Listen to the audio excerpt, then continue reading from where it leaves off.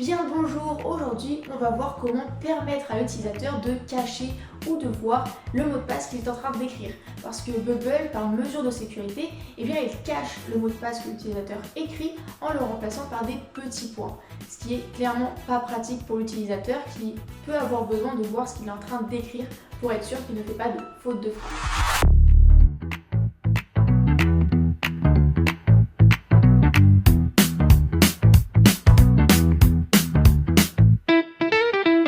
L'objectif de cette vidéo, c'est de vous donner la clé pour pouvoir afficher ou masquer le mot de passe grâce à une icône sur le côté, tout simplement.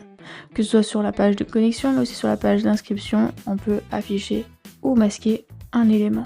Alors sur Bubble, j'ai mon input mot de passe. Ok, j'aimerais rajouter une petite icône à droite pour que l'utilisateur, quand il clique dessus, ça affiche ou ça cache son mot de passe, comme on l'a vu dans la démo de tout à l'heure. Pour commencer, je vais mettre mon mot de passe dans un groupe parce que actuellement, si je mets l'icône, ça me la met en dessous l'input de mot de passe, alors que l'objectif, c'est que ça la mette sur le côté. Donc déjà, je vais mettre une icône d'œil, comme ça, c'est fait. Et je vais mettre une icône fermée, mais vous pouvez aussi mettre cette icône-là avec l'œil barré. Et donc ces deux éléments, l'input et l'icône, je vais les grouper dans un élément en row. Je le mets au milieu. Et là, on voit que j'ai ma barre du bas, la barre de l'input, qui s'arrête avant l'icône. Parce qu'en effet, c'est l'input qui a une bordure en bas et pas le groupe. Alors que les autres s'arrêtent ici. Donc soit on laisse comme ça, ce qui peut le faire, soit on décide de mettre la bordure jusqu'au bout pour permettre en fait de dire que l'icône fait partie de l'input. Donc on va enlever le style de l'input du mot de passe pour appliquer un style au groupe directement. Donc on va lui enlever le style au mot de passe. Et donc là, on voit que j'ai toujours mon élément, mais je vais lui enlever la bordure. Et là, le mot de passe n'a plus aucune bordure, il n'a rien du tout. Par contre, on va rajouter du coup la bordure sur le groupe qui contient l'input plus l'icône. Donc là, je vais en bas, je lui ajoute une bordure en bas. En haut, il n'y aura rien du tout. En bas, il y aura bien sûr solide et le reste en none. En couleur, je prends un gray 30, comme c'est pour les autres inputs, pour garder une cohérence partout. Et c'est bien sûr en un seul pixel. Et donc là, on voit qu'il y a la bordure qui s'est mise avec un seul pixel et qu'elle va jusqu'au bout parce que cette bordure-là, elle est sur le groupe et pas sur l'input. Maintenant, ce qu'on va faire, c'est que quand on est sur un input, je vais vous montrer. Quand on est sur un input, vous voyez, la couleur change. Et quand c'est pas valide, il me le met en rouge. Alors que ici, en fait, il n'y a rien qui se passe. La bordure reste pareille. C'est parce que, en fait, l'input email a des conditions dans son style. Alors que l'input mot de passe, je l'ai détaché de son style. Donc il n'a plus de conditions, il n'a plus rien. Il n'a plus de bordure. Donc il faut mettre ces conditions, il faut les transposer au groupe directement. Donc ce qu'on va faire, c'est que on va prendre les conditions qui sont présentes sur le mot de passe. On va les appliquer en fait au groupe. Donc déjà pour le mot de passe, il n'y a plus rien. Et ici, on va avoir en fait directement des conditions pour les inputs. Donc je vais copier la première qui dit que quand l'input est over, on va avoir une bordure qui va changer de couleur. Donc je vais l'appliquer au groupe et c'est quand le groupe il est over que en fait il va y avoir cette mise en place de différenciation de couleurs. Ensuite, dans mes styles, j'ai aussi une condition qui dit que quand l'input est focus, donc quand on clique dessus, la couleur change également. Donc on va faire la même chose. Je l'ai copiée et là je la colle. Et sauf que c'est pas le groupe qui est focus, parce qu'un groupe ne peut pas être focus, mais c'est bien l'input. Donc c'est l'input mot de passe connexion. Lorsqu'il est focus, ça va changer sa couleur. Et enfin, l'input, quand il n'est pas valide, ça change aussi sa couleur. Donc je copie cette condition et je vais la paste également à mon groupe. Et là pareil, c'est pas le groupe quand le groupe n'est pas valide, c'est lorsque le champ, l'input mot de passe n'est pas valide. Là, du coup, ce sera l'input mot de passe connexion qui n'est pas valide, ça me change la couleur. Si je teste, vous voyez, j'ai bien la bordure qui change. Là, je vois que j'ai pas renommé mon groupe, donc je le renomme maintenant. Groupe mot de passe connexion. Ensuite, pour permettre à l'utilisateur de montrer ou cacher son mot de passe, on va devoir installer un plugin. Ce plugin, il s'appelle Reveal and Hide Password. Vous allez dans Add Plugin, vous notez Rivel et c'est le premier qui apparaît, Rivel and Add Password. Et une fois que vous l'avez installé, eh bien il y a ce petit élément qui est disponible maintenant qui s'appelle Rivel. Vous le sélectionnez et puis vous le mettez dans le groupe du mot de passe. Il s'appelle Rivel A, vous le renommez pour Rivel mot de passe connexion. Et c'est cet élément-là qui va être relié en fait à l'input et à l'œil. Là, j'ai actuellement l'œil et c'est quand on clique dessus que ça doit cacher ou afficher le mot de passe. Donc on va lui ajouter une interaction, un workflow.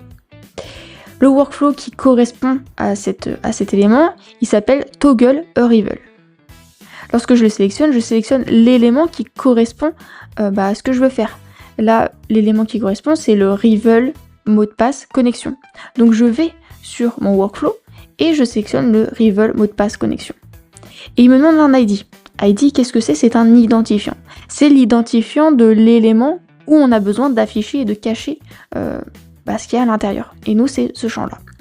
Un identifiant en code, en général en HTML, eh bien, c'est ce qui permet à un élément de se distinguer de tous les autres. Par exemple, je vais mettre une condition sur tous mes inputs, sur tous, je vais dire tous mes inputs doivent avoir une bordure bleue. Et je vais mettre un identifiant unique à l'input mot de passe qui dit qu'il doit avoir la bordure de droite verte. Je dis n'importe quoi, mais c'est pour l'exemple.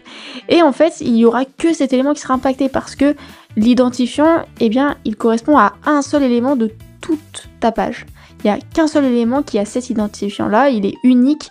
Et on en a besoin pour ce plugin. C'est-à-dire que quand on va cliquer sur l'œil, eh bien, il va aller regarder quel élément a l'identifiant unique qu'on a mis en place. Et bien là, pour cet élément-là, on va lui mettre un ID, par exemple, mot de passe connexion. Surtout, ne pas mettre d'espace, c'est comme pour une URL, si vous voulez mettre un espace, vous mettez undercover tiré du bas. Une fois que vous avez votre identifiant, eh bien, vous pouvez retourner dans le workflow que vous avez entrepris et ajouter l'identifiant que vous avez mis. Donc on est bien sur l'élément Rivel mot de passe connexion et l'identifiant, on est bien sur l'identifiant du mot de passe de connexion. Ce qui veut dire que quand je vais cliquer sur l'œil, eh bien ça va bien prendre en compte mon élément qui a cet identifiant là. Donc l'input mot de passe pour la connexion. Une fois que je fais ça, eh bien on va voir que l'utilisateur il ne sait pas quand est-ce que c'est ouvert ou fermé. Ici je peux écrire ce que je veux, si je clique dessus, eh bien ça me le cache ou ça me le révèle.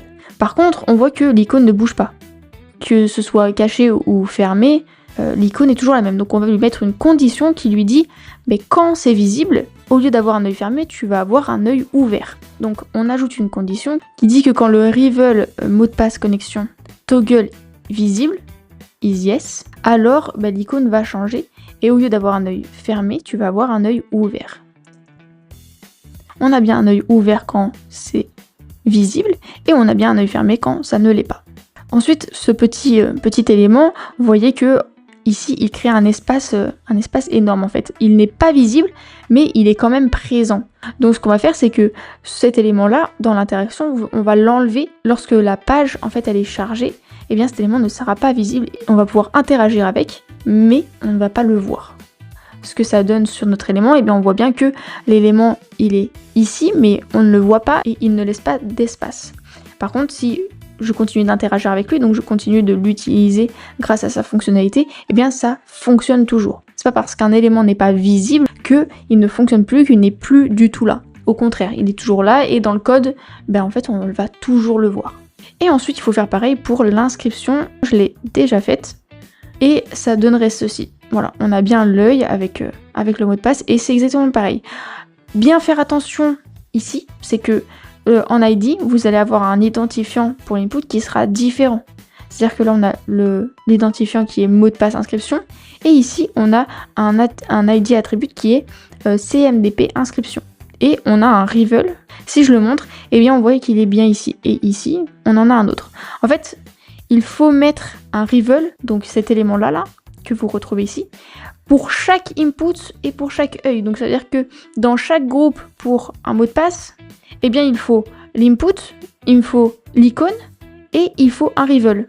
Le Rivel, vous le renommez en fonction de ce qu'il fait. Donc ici, c'est pour le mot de passe inscription et ici, c'est pour la confirmation du mot de passe pour l'inscription.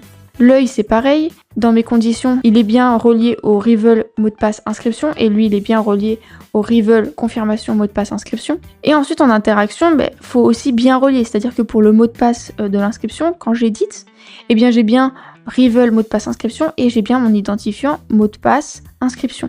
Et pour l'œil qui est pour la confirmation du mot de passe, en workflow, j'ai bien le Rivel qui concerne la confirmation du mot de passe de l'inscription et en identifiant, j'ai bien l'identifiant de l'input de confirmation du mot de passe pour l'inscription. Donc en fait, ils sont tous indépendants les uns des autres et il faut que chacun ait son propre système en fait. Et donc ce que ça donne sur la page, quand je fais inscription, eh bien j'ai bien la possibilité de voir ou masquer un élément et on voit que si je clique sur une icône, eh bien c'est bien relié à son champ à lui, ça ne va pas impacter les autres inputs. Et voilà, maintenant tes utilisateurs ont le choix de voir le mot de passe qu'ils sont en train d'écrire. Et d'ailleurs, quand tu crées ton application au fur et à mesure, eh bien c'est super important de te mettre à la place de ton utilisateur. De quoi il a besoin pour arriver à ses objectifs et comment lui éviter des petites frustrations comme ça. Et comme toujours, si tu as besoin d'être accompagné sur un petit détail ou alors sur l'ensemble de ton projet, eh bien tu peux faire appel à moi, que ce soit en coaching individuel ou alors avec la plateforme Lipalab. Sur ce, je te souhaite une belle journée ou une belle soirée et on se dit à bientôt.